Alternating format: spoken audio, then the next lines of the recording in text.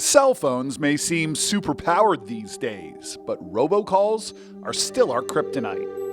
Americans got 58.5 billion of them in 2019, the most in history, according to Umail, a company that develops robocall blocking software. I get at least 2 or 3 a day. The financial cost spiraling too. The robocalls, you could eventually give up information that can be detrimental to you, your finances. By one estimate, Americans lost a staggering $19.7 billion to phone scammers last year alone, according to Truecaller Insights, a group that studies robocall trends. So, how do you stop the calls? Tip number 1, put your number on the Federal Trade Commission's Do Not Call list. Problem is, scammers do not care about that do not call list. Do they annoy you as much as they annoy everybody else? Absolutely. Even the people who work at the Federal Trade Commission are sick of it. Will Maxon is in the office that's trying to crack down by finding and closing robocall companies.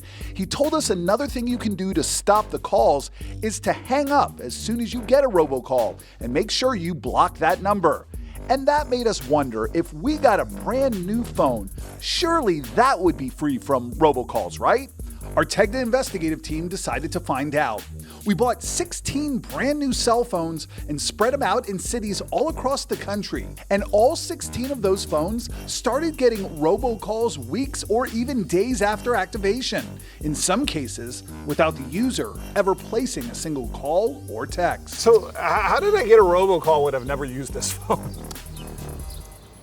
It would depend on, probably where that number came from. Meaning, if I got a number that used to belong to someone else and they were on robocall lists, then my brand new phone is on one too.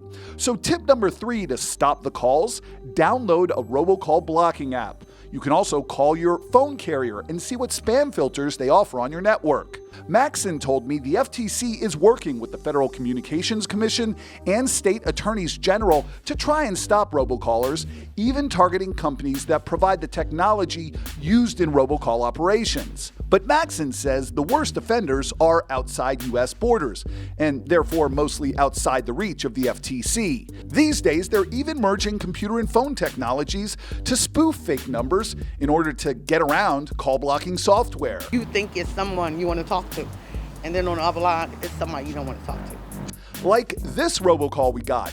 Daniel Glazier doesn't own this number. We called back. It's just a dead line. Honestly, that based on the way the network is set up and the way technology is right now, that it is not possible to simply flip a switch and make something happen and make everything stop. And if things are so bad you need to take drastic measures to stop the calls, here's our final tip. Activate the Do Not Disturb function on your phone. That will block every number from calling your phone except your most trusted contacts or favorites to ensure those robocallers can't reach you. It is a little unsettling that all these people have our phone numbers and we just live with them calling us all the time.